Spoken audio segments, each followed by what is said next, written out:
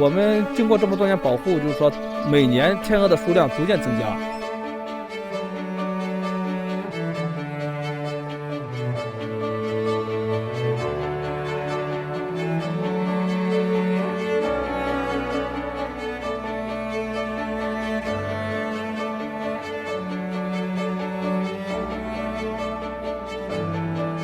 刚开始的时候几乎没有天鹅，这是环境好了以后，天鹅才在这栖息。我们县林业局就聘用了20名这个专职巡护员，对这个大天鹅进行这个全天候的巡护。